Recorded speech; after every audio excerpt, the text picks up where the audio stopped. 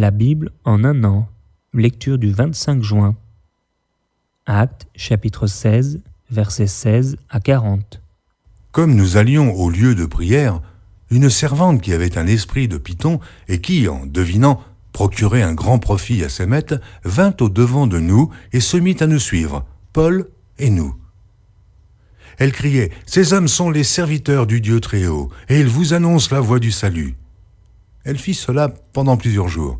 Paul, fatigué, se retourna et dit à l'esprit « Je t'ordonne au nom de Jésus-Christ de sortir d'elle. » Et il sortit à l'heure même. Les maîtres de la servante, voyant disparaître l'espoir de leur gain, se saisirent de Paul et de Silas et les traînèrent sur la place publique devant les magistrats. Ils les présentèrent au prêteur en disant « Ces hommes troublent notre ville. Ce sont des Juifs qui annoncent des coutumes qu'il ne nous est permis ni de recevoir ni de suivre, à nous qui sommes Romains. » La foule se souleva aussi contre eux, et les prêteurs, ayant fait arracher leurs vêtements, ordonnèrent qu'on les battît de verges. Après qu'on les eut chargés de coups, ils les jetèrent en prison, en recommandant au geôlier de les garder sûrement. Le geôlier, ayant reçu cet ordre, les jeta dans la prison intérieure, et il mit les ceps aux pieds. Vers le milieu de la nuit, Paul et Silas priaient et chantaient les louanges de Dieu, et les prisonniers les entendaient. Tout à coup, il se fit un grand tremblement de terre, en sorte que les fondements de la prison furent ébranlés. Au même instant, toutes les portes s'ouvrirent, et les liens de tous les prisonniers furent rompus. Le geôlier se réveilla, et, lorsqu'il vit les portes de la prison ouvertes, il tira son épée et allait se tuer, pensant que les prisonniers s'étaient enfuis. Mais Paul cria d'une voix forte « Ne te fais point de mal, nous sommes tous ici. » Alors le geôlier, ayant demandé de la lumière, entra précipitamment et se jeta tout tremblant aux pieds de Paul et de Silas.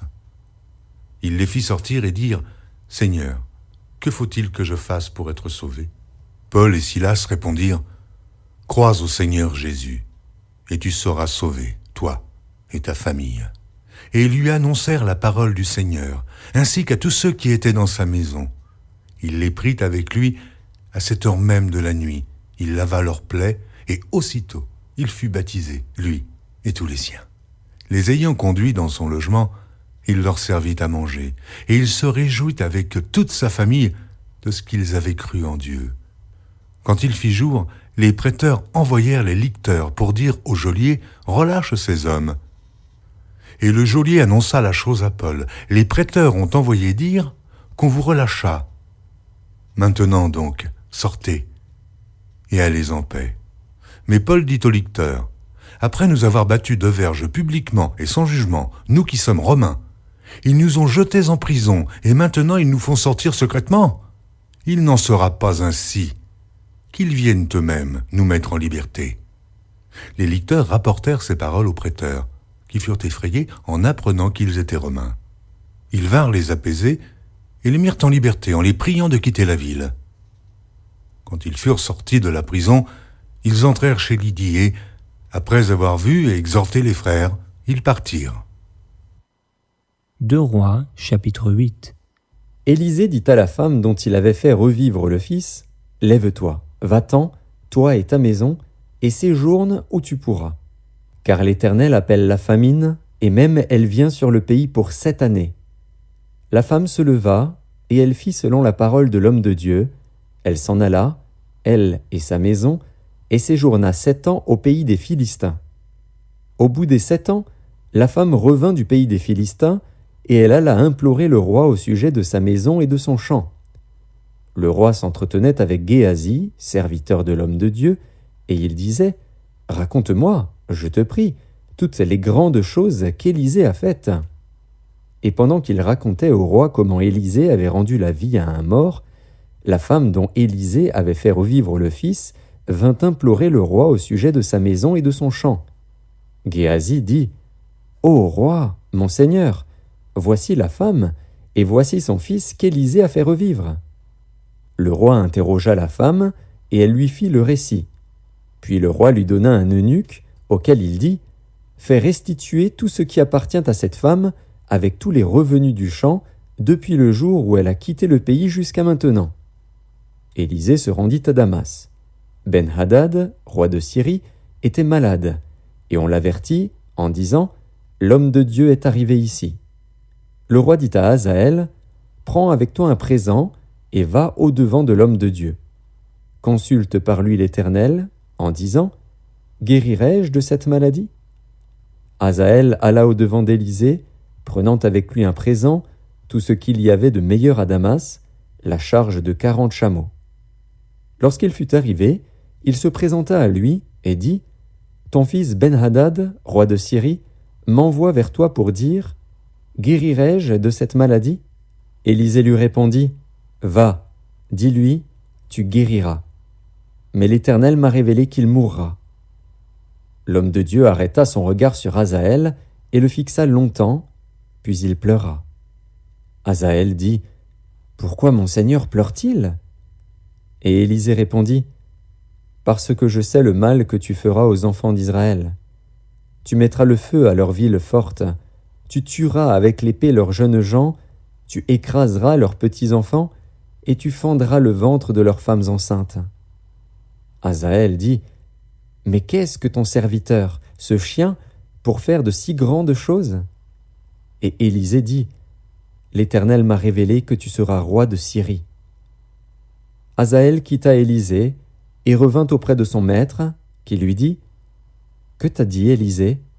Et il répondit « Il m'a dit « Tu guériras. » Le lendemain, Hazaël prit une couverture, qu'il plongea dans l'eau, et il l'étendit sur le visage du roi, qui mourut. Et Hazaël régna à sa place. La 5e année de Joram, fils d'Akab, roi d'Israël, Joram, fils de Josaphat, roi de Juda, régna. Il avait 32 ans lorsqu'il devint roi, et il régna 8 ans à Jérusalem.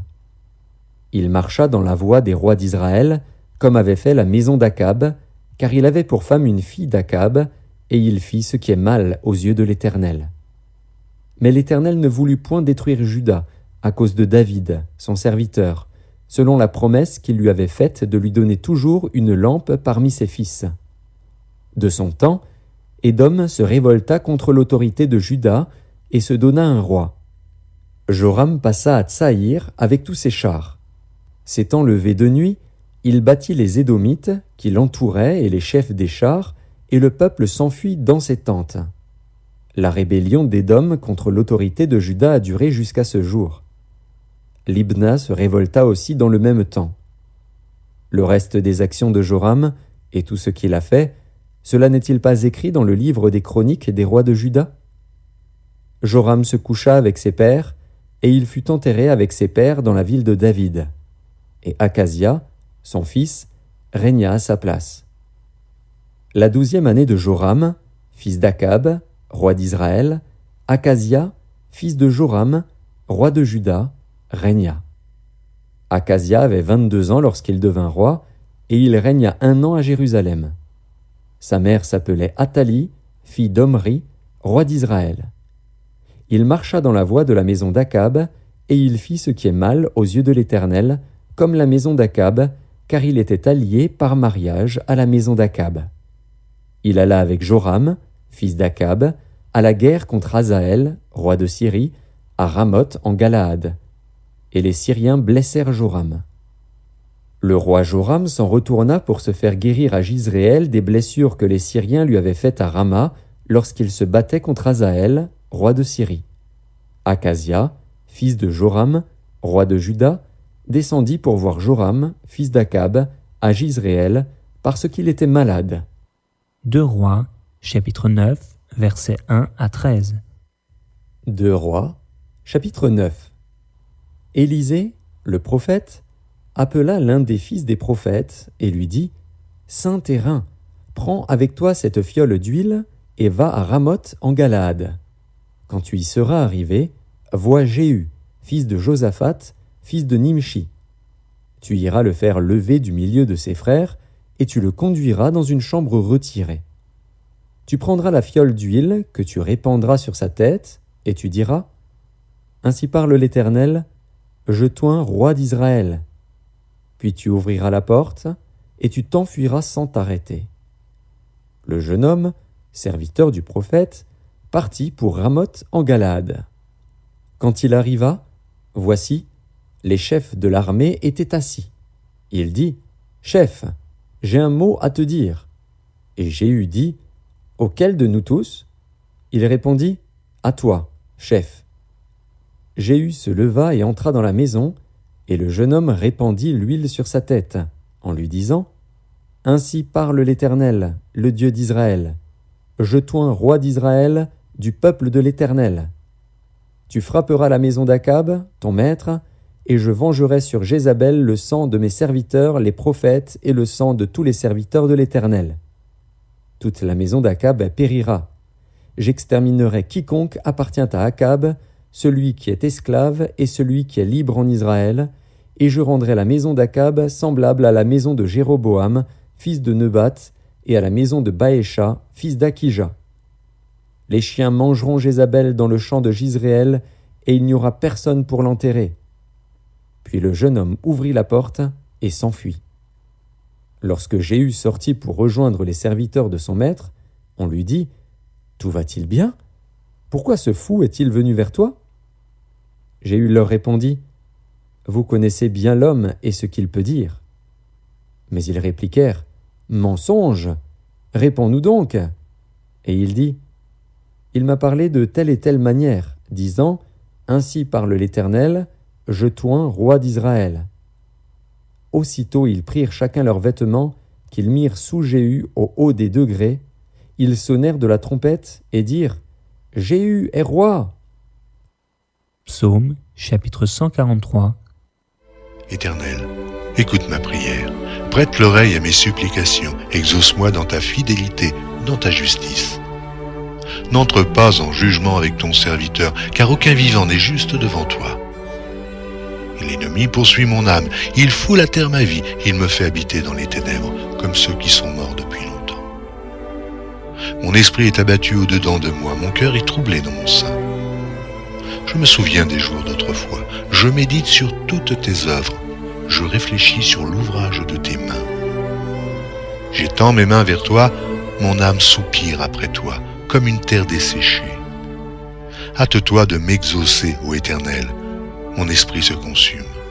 Ne me cache pas ta face, je serai semblable à ceux qui descendent dans la fosse. Fais-moi dès le matin entendre ta bonté, car je me confie en toi. Fais-moi connaître le chemin où je dois marcher, car j'élève à toi mon âme. Délivre-moi de mes ennemis, ô Éternel, auprès de toi je cherche un refuge. Enseigne-moi à faire ta volonté, car tu es mon Dieu. Que ton bon esprit me conduise sur la voie droite. À cause de ton nom, Éternel, rends-moi la vie. Dans ta justice, retire mon âme de la détresse. Dans ta bonté, anéantis mes ennemis et fais périr tous les oppresseurs de mon âme, car je suis ton serviteur. Proverbe, chapitre 17, verset 26. Il n'est pas bon de condamner le juste à une amende, ni de frapper les nobles à cause de leur droiture.